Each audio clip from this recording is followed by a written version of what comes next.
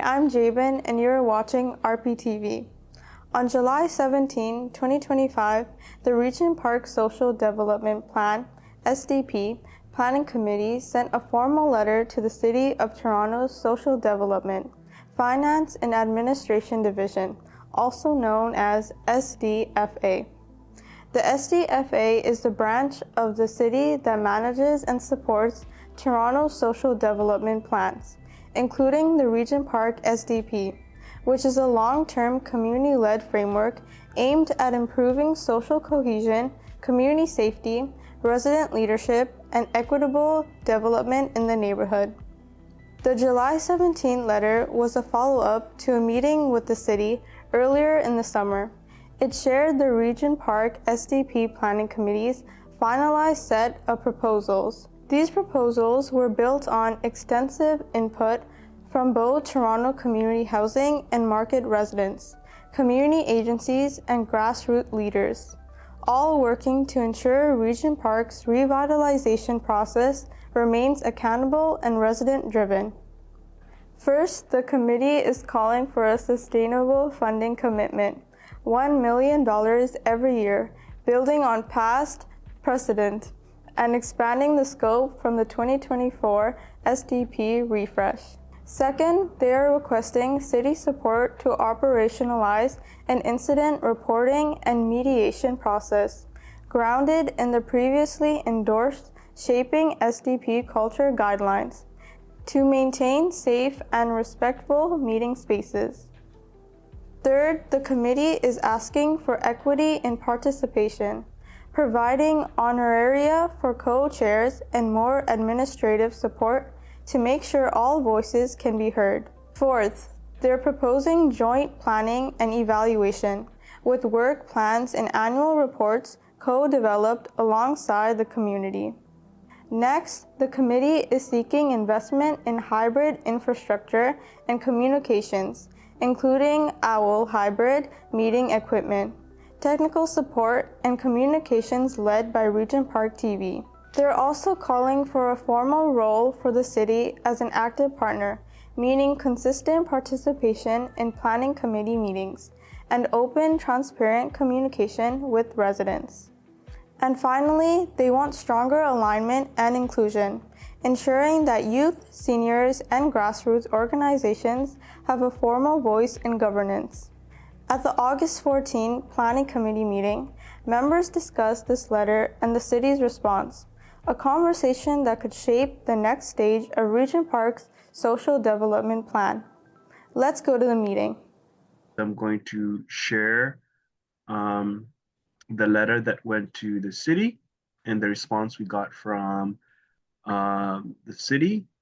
We sent an email and letter, basically an email, but it was a letter, and I'm going to share it on the screen so for everyone to see. It was sent on July 17th. And I think we did note that we will be away until the 14th. So we set that expectation. So I'll just quickly share this and then we can share the agenda. So basically what happened was on July 17th, we sent a letter to the SDFA, which is the department of the City of Toronto that supports the social development plan. And so the message reads, we'd like to thank you. This is a message to John, who is a senior leader at the SDFA at the City of Toronto.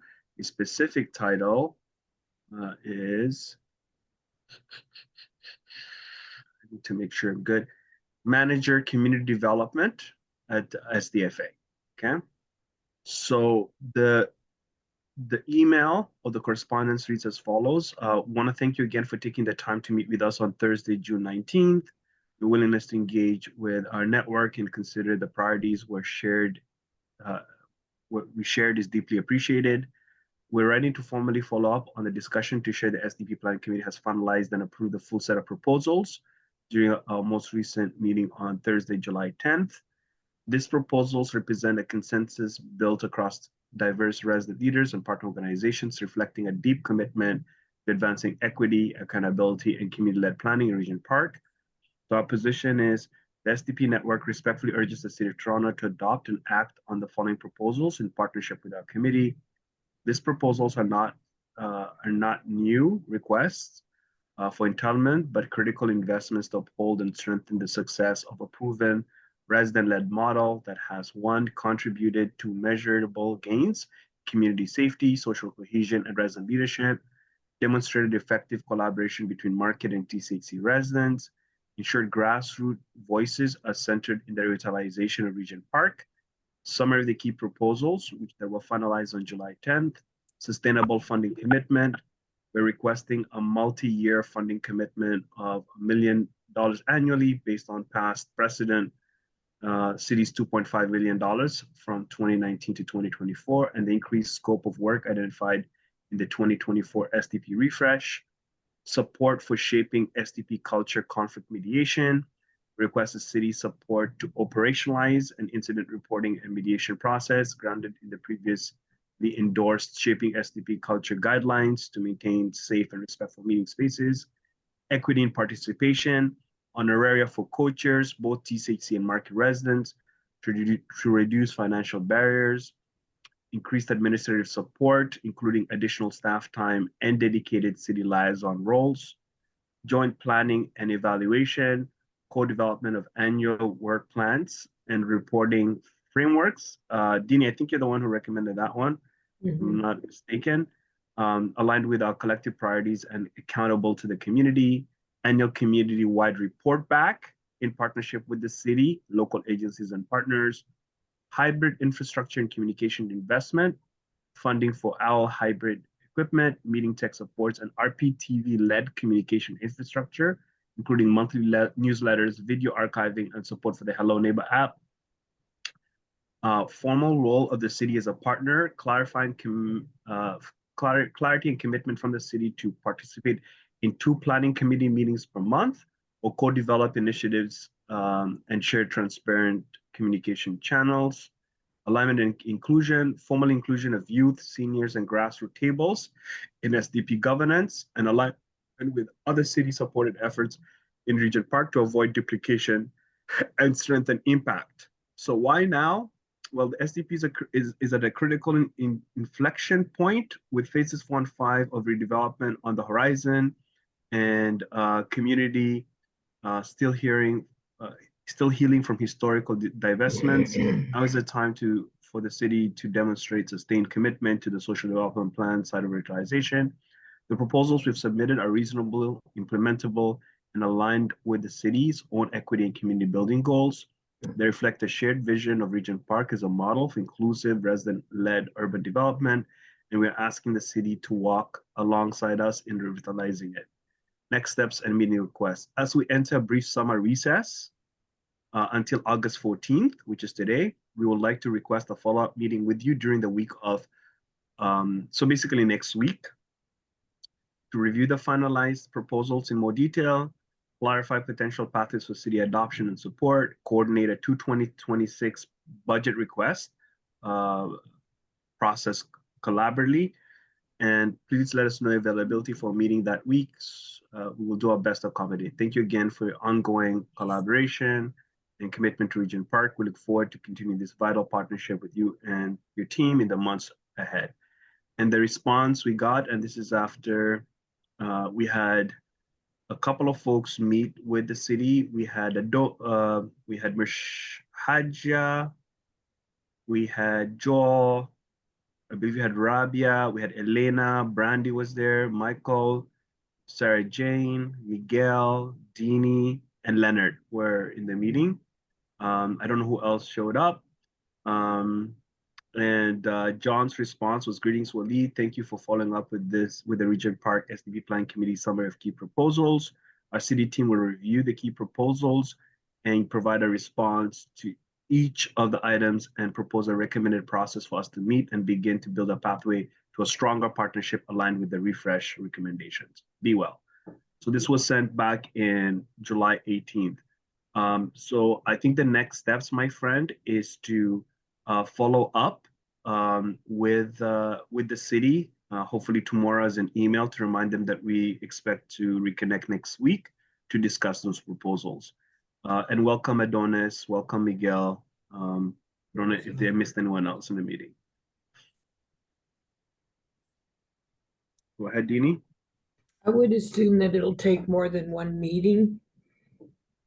So maybe, you know, instead of doing meeting by meeting, get from John a series of meetings that we would be able to accommodate.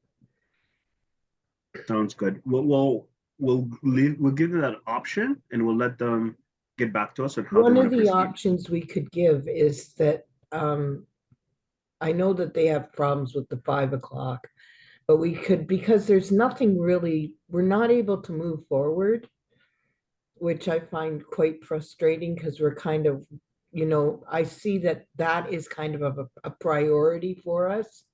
So maybe we could offer up the 1 o'clock meeting slots.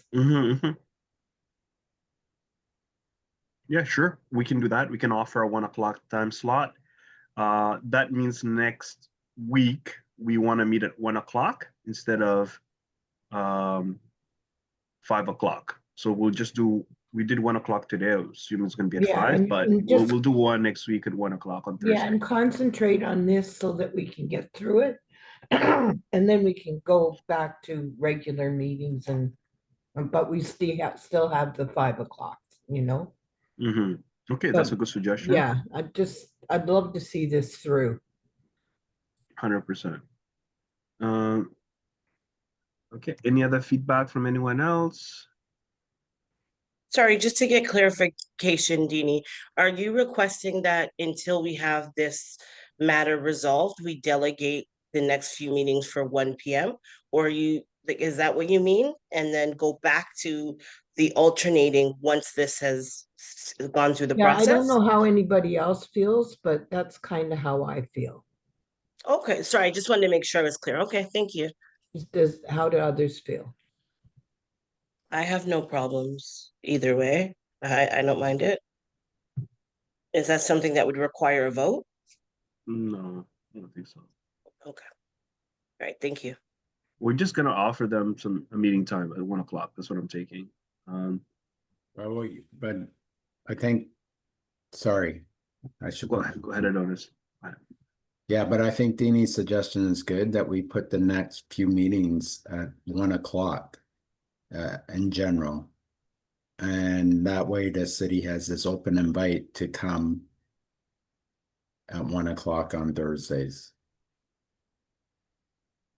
Okay.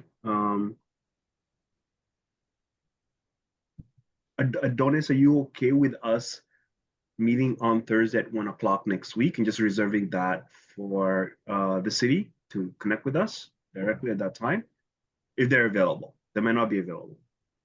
Yeah, I think 1 o'clock, but let them know that we are, you know, that we keep this time open for them until we are able to resolve this, right?